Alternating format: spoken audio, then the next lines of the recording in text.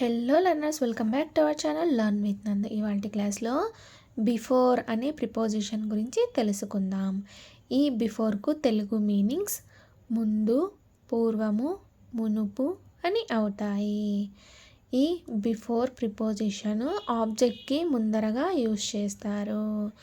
ఆబ్జెక్ట్స్కి ముందరగా use చేసే వాటిని prepositions అని అంటారు. ఈ బిఫోర్కు కొన్ని ఎగ్జాంపుల్స్ చూద్దాం. రంగాకి ముందు అంటే రంగా కంటే ముందు అని అర్థం. రంగాకి అనేదాన్ని ఇంగ్లీష్లో ఏమంటారు? రంగా అని అంటారు. ముందుని ఇంగ్లీష్లో ఏమంటారు? బిఫోర్ అని అంటారు కదా. ఫైనల్గా ఈ వాక్యం ఇంగ్లీష్లో రాస్తే బిఫోర్ రంగా అని అవుతుంది. ఈ ముందు అనేది ఇటు సైడ్కి వస్తుంది, రంగాకి అనేది ఇటు సైడ్ వస్తుంది కదా. ఫైనల్గా ఈ వాక్యం బిఫోర్ రంగా అవుతుంది. బిఫోర్ అనేది ప్రిపోజిషన్ అవుతుంది, రంగా అనేది ఇక్కడ ఆబ్జెక్ట్ అవుతుంది. నీకు ముందే అంటే నీకంటే ముందు వాళ్ళు వచ్చి వెళ్ళారు, నీకంటే ముందే వాళ్ళు అప్లై చేశారు అని అంటూ ఉంటారు కదా. అలాంటప్పుడు ఈ ముందు బిఫోర్ అనే ప్రిపోజిషన్ యూజ్ అవుతుంది. నీకు ఇంగ్లీష్లో ఏమంటారు? యూ అని అంటారు. ముందే అనేదాన్ని ఇంగ్లీష్లో ఏమంటారు? బిఫోర్ అని అంటారు. ఈ ముందు అనేది ఇటు సైడ్కి వెళ్ళిపోతుంది, నీకు అనేది ఇటు సైడ్కి వస్తుంది. ఫైనల్గా ఈ వాక్యం బిఫోర్ యూ అని అవుతుంది. బిఫోర్ అనేది ప్రిపోజిషన్ అవుతుంది, యూ అనేది ఇక్కడ ఆబ్జెక్ట్ అవుతుంది. డీకి ముందు అంటే ఢీ షోకి ముందే ఆ ప్రోగ్రామ్ వస్తుంది, ఢీ షోకి ముందే ఆ సీరియల్ వస్తుంది, ఢీ షోకి ముందే ఆ ప్రోగ్రామ్ అయిపోతుంది అని అంటూ ఉంటారు కదా. అలాంటప్పుడు ఈ ముందు, పూర్వము, మునుపు అనే మీనింగ్స్ యూజ్ అవుతాయి. ఢీకి అనేదాన్ని ఇంగ్లీష్లో ఏమంటారు? ఢీ అని అంటారు. ముందు అనేదాన్ని ఇంగ్లీష్లో ఏమంటారు? బిఫోర్ అని అంటారు. ఈ ముందు అనేది ఇటు సైడ్కి వెళ్ళిపోతుంది, ఈ డీకి అనేది ఇటు సైడ్కి వస్తుంది. ఫైనల్గా ఈ వాక్యం బిఫోర్ డీ అవుతుంది. బిఫోర్ అనేది ప్రిపోజిషన్ అవుతుంది, డి అనేది ఇక్కడ ఆబ్జెక్ట్ అవుతుంది. పరీక్షలకి ముందే నా బర్త్డే అయిపోయింది, పరీక్షలకి ముందే మేము ట్రిప్కి వెళ్ళి వచ్చాము, పరీక్షలకి ముందే మేము అక్కడికి వెళ్ళాము, ఇక్కడికి వెళ్ళాము, లేదా ఆ పని చేసాము, ఈ పని చేసాము అని అంటూ ఉంటారు కదా. అలాంటప్పుడు ఈ ముందే, పూర్వమే, మునుపే అనే మీనింగ్స్ వాడుతూ ఉంటాము. అలాంటప్పుడు ఈ బిఫోర్ అనే ప్రిపోజిషన్ యూజ్ అవుతుంది. అర్థమైందా లర్నర్స్? ఈ ముందు, పూర్వము, మునుపు అన్ని మీనింగ్స్ అన్నీ బిఫోర్కే కదా. సో ఈ బిఫోర్ని యూజ్ చేయవచ్చును. పరీక్షలకు అనేదాన్ని ఇంగ్లీష్లో ఏమంటారు? ఎగ్జామినేషన్స్.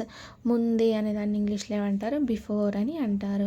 ఈ ముందే ఇటు సైడ్కి వెళ్ళిపోతుంది, పరీక్షలకు అనేది ఇటు సైడ్కి వస్తుంది. ఫైనల్గా ఈ వాక్యం బిఫోర్ ఎగ్జామినేషన్స్ అవుతుంది. బిఫోర్ అనేది ప్రిపోజిషన్ అవుతుంది, ఎగ్జామినేషన్స్ అనేది ఇక్కడ ఆబ్జెక్ట్ అవుతుంది.